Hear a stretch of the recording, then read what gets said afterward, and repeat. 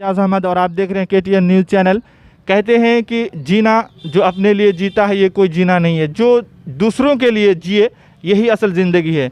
ऐसा ही कुछ एक ऐसा इंसान है जो उसका ये ख्याल है और उसका ये कहना है, उनका ये सोच है। और वो इस बार आगामी पंचायत चुनाव में उम्मीदवार है ज़िला परिषद के क्षेत्र बरारी प्रखंड क्षेत्र संख्या 12 के।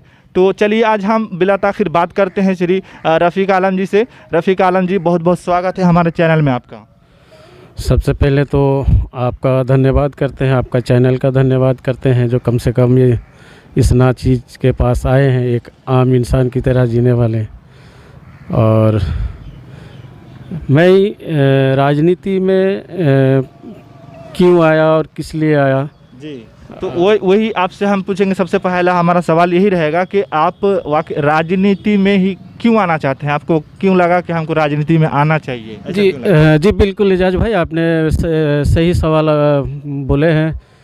इसलिए मैंने सन 2000 में दिल्ली में था और हमारे ही बरारी के विधायक जी जो थे वो दिल्ली गए, तो उसमें हम लोग कुछ अच्छे टीम से हम लोग फैब्रिकेटर थे और हम लोग की बहुत अच्छा व्यवस्था था। तो हमारे गुरुजी पूर्व विधायक भी हैं, रह चुके हैं हमारे बरारी के, और प्राणपुर से भी रह चुके। तो उन्होंने एक बहुत बड़ी बात कही थी कि एक रफ़ीक, तुम लोग जो जीते हो दिल्ली में, तो एक जानवर भी चाहता है कि सुबह शाम एक बार खुट्टा बदले, तब जाके वो शांत से बैठता है और वो अपने मालिक को जो है दूध या कोई और सेवा देती है। तो उस वक्त हमको बहुत बुरा लगा था कि इतना सेवा करने के बाद हमको ऐसा बोला क्यों। फिर रात को हमारे माइंड में आया, अगर इतना महापुरुष आदमी हमसे पूछा है तो कुछ कोई ना कोई इसके पीछे कारण होगा। तो मैंने उस महापुरुष से पूछा कि सर, आपने जो इतनी बड़ी बात कही, आपके लिए पूरा दिन दिया, समय दिया, आपने इतनी बड़ी बात कही, वजह क्या है? बोला कि देखो रफ़ीक, आपके पास सब कुछ है। पहले तो आपको बुरा लगा होगा। हाँ बिल्कुल बुरा लगा था जी, इसमें कोई शक नहीं, बुरा लगा था।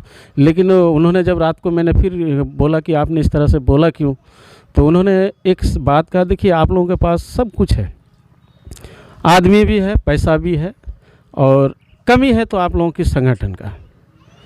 तो उन्होंने सारे फल जो व्यवस्था था उन्होंने हमें लगभग 3-4 घंटा बहुत अच्छे तरीके से बताया, और हमने उस वहाँ पर हमने मिशन लिया, और मिशन ले करके रूम जा कर के बहुत सारे गांव, वैसे गांव है, गढ़ी है, लाजपत नगर है, कोटला है, बटलाउस है, जैतपुर वगैरह, बहुत सारे जगह घूमने के बाद लोगों को जगाए कि हमारे विधायक जी, पूर्व विधायक जी ने हमें ऐसा ऐसा कुछ रास्ता बता रहे।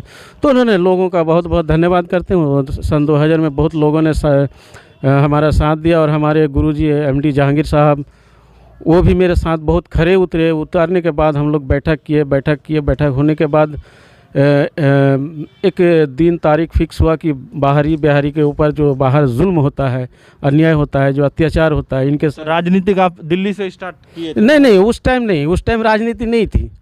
वो नहीं, देखिए वो हमारी समाज सेवा की दृष्टिकोण से थी।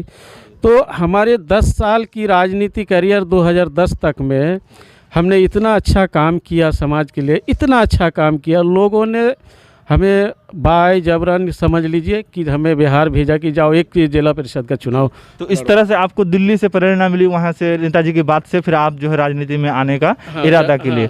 तो आपका, हम आपसे क्योंकि ज़्यादा सवाल नहीं करेंगे, समय कम है, सबसे आप ये दूसरा सवाल ये बताइए कि लोग, क्योंकि आप जिला परिषद के प्रत्याशी हैं, तो लोग कहते हैं कि जिला परिषद में ऐसा कुछ काम नहीं होता है जो किया जाए समाज के लिए, तो आप क्या होता है? कौन कहता है काम नहीं है? पहली बात तो इसमें उस लायक का आदमी चुन के गया ही नहीं है। अभी हमने देखा है, अभी हमारे बिहार के कई, अभी कोई तो विधायक भी हैं, कोई सांसद भी है, जिला परिषद भी है, उन्होंने इतना अच्छा काम किया है जिला का एक विकास के मामले में, सामाजिक न्याय के मामले में, स्वास्थ्य के मामले में और एजुकेशन के मामले में। एक जिले का वो एक मेंबर है, और मेंबर होने का मतलब एक पावर हो गया। आप DM से लेके SDO से लेके SP तक आप डायरेक्ट बात कर सकते हैं, जो हमारी ज़मीन की हकीकत, जो जनता का समस्या है, वो बात आप रख सकते हैं। वो कैसे कुछ नहीं है? कौन कहता है? जनता का समस्या से एक चीज़ हमको याद आया कि सबसे ज़्यादा, क्योंकि हमारा जो क्षेत्र है किसान पे डिपेंड है, निर्भर है, तो किसान को इतनी परेशानी होती है, तो किसान के लेकर के आप क्या कुछ सोच रखते हैं, क्या इरादा रखते हैं? देखिए, आपने बहुत अच्छी सवाल कही है। किसान के लिए तो आज मैं कहता हूँ 24 घंटे में अगर मैं 6 घंटा सोता हूँ तो शायद वो सपने में भी किसान के बारे में मेरा ख्याल आ जाता है कि पिछले सन 2000 में देखिए कोरोना काल के महामारी के कारण मकई का रेट सही नहीं मिला, बहुत सारे किसान का कर्ज में डूब गए, बहुत सारे किसानों की बेटियों का शादी रुके पड़े हैं, आज भी रुके पड़े हैं। फिर कहीं ना कहीं इस साल भी वही मामला देखता हूं तो हमको नींद में भी थोड़ा बहुत जब नींद आता है तो नींद में भी किसान की तकलीफ़ बिल्कुल मेरे सामने आता है। और मैं चाहता हूं कि मैं किसान के लिए क्या क्या तकलीफ़ तो है, लेकिन करना क्या चाहते हैं आप, ये बताइए।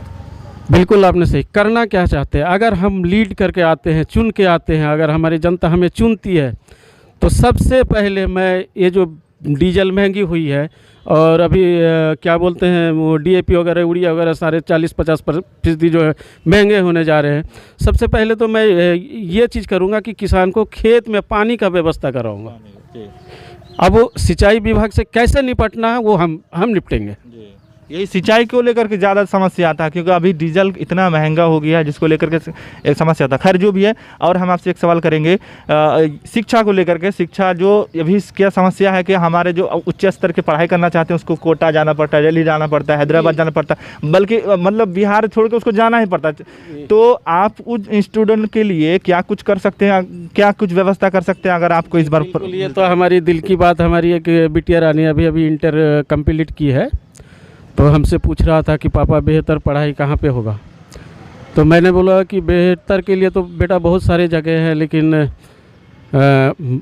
हम अपनी बात तो फिर हमने बिटिया को बताया कि बेटा अगर हम इस बार लीड करके आएंगे तो हम वो व्यवस्था लेके आएंगे जो राजस्थान कोटा वगैरह या हरियाणा लुधियाना या क्या बोलते हैं पटना, जो बड़े वहाँ के टीचर आप यहाँ पे लाना चाहते हैं? बिल्कुल, वहाँ जो टीचर आप ला पाएंगे आप? बिल्कुल, वहाँ के जो टीचर हैं ना, यही के टीचर वहाँ जाके पढ़ा रहे हैं। अच्छा। हम उस टीचर को रोकेंगे, उसी सैलरी से रोकेंगे। तो हम जब उनको रोकेंगे, यहाँ उनको व्यवस्था देंगे तो क्यों नहीं पढ़ाएंगे? वो भी टीचर खुश होंगे कि हमारे गांव में तो कुछ लोग हैं चाहते हैं कि हमारे लोकल में कुछ अच्छा एजुकेशन हो, अच्छा इंजीनियर बने, अच्छा डॉक्टर बने, अच्छा आईपीएस बने, कौन नहीं चाहता है। तो आप किसान का भी एक सवाल ले लिए, शिक्षा का भी ले लिए, एक और ले लेते हैं स्वास्थ्य को लेकर के। स्वास्थ्य को लेकर के आप क्या विचार रखते हैं, क्या कुछ करना चाहते हैं, क्या कुछ कर पाएंगे आप, क्या क्या इरादा रखते हैं? देखिए, स्वास्थ्य तो हम सब के लिए बहुत ज़रूरी है और हमारे आने वाले जनरेशन के लिए भी ज़रूरी है। स्वास्थ्य बहुत महत्व होता है जीवन के लिए, जिस तरह सांस है उसी तरह स्वास्थ्य है। तो स्वास्थ्य के लिए मैं तो कोशिश करूँगा, अगर हमें जनता इस बार चुनती है तो हर पंचायत में एक एम्बुलेंस 24 घंटा कैसे उपलब्ध कराना है वो मैं करूँगा जी, ये करा देंगे। हाँ जी, और पैसे नहीं लगेंगे, एम्बुलेंस के भाड़ा नहीं लगेंगे, वो कैसे कराना है वो हम पर है जी। बस हमें एक बार मौका मिले कि हम कैसे करेंगे जी। तो सबसे पहले ये बताइए कि आपका चूँकि लाइफ जिसके पास भी हम बात करने जाते हैं तो हम उसके पहले बायोडाटा पता कर लेते हैं, बैकग्राउंड पता करते हैं हर किसी के बारे में। हम आप ही का नहीं है, चूँकि हमको ताकि बात करने में आसानी हो। तो जी आपके बारे में हमने बहुत सारी चीज़ पता की। तो आपको क्या लगता है कि आपको जनता क्यों चुनेगा? आपके अंदर क्या बात है जो औरों में नहीं है? देखिए, मेरे अंदर जो है ये बात तो सही है, औरों में नहीं है। आज भी बहुत सारी क्या बात है, वो कौन सी बात? मैं कैसे आपको बता दूंगा? मैं जीत के आऊँगा, देखिएगा ना आप भी। बिल्कुल जीतने के बाद इसी तरह आएंगे। रफीक जी आप नहीं बताए थे, आप तो बताइए। हम बताएंगे नहीं, करेंगे। बताने वाले नहीं हैं हम, करने वाले में हैं। और क्या करेंगे वो समय बता देगा। और हमारी जनता से भी उम्मीद रखते हैं कि जो हम अभी बोल रहे हैं वो करके दिखाएंगे। तो सबसे लास्ट सवाल आपका ये है कि आप इस बार रमज़ान भी आ रहा है और रमज़ान को लेकर के आप क्या कुछ कहना चाहेंगे, और अपने जनता क्षेत्र का भी जो भी जनता उसको क्या संदेश, क्या मैसेज देना चाहेंगे आगामी चुनाव को लेकर के? सबसे पहले तो अभी हमारे बहुत अच्छे दिन माह रमज़ान, सभी भाइयों को बहुत बहुत मुबारक हो दिल से। मैं चाहता हूं और अल्लाह से दुआ करता हूं कि हम सबको पूरे 30 रमज़ान अदा करने का मौका मिले, और हमने जो भी त्रुटियां की है लाइफ में उन्हें अल्लाह माफ़ करें, उससे हम तौबा करें और बुराई के रास्ते में छोड़ के कम से कम इस महीना तो नेक रास्ते में चलने का प्रयास करेंगे।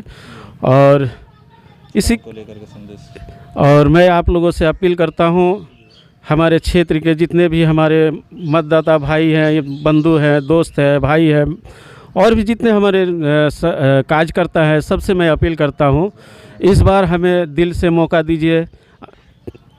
इंशाअल्लाह हम जान लगा के आपका सेवा करेंगे। बहुत बहुत धन्यवाद रफ़ीक जी हमसे हमारे चैनल से बात करने के आपका भी बहुत बहुत धन्यवाद एजाज भाई, आप आए इसके लिए। जी धन्यवाद।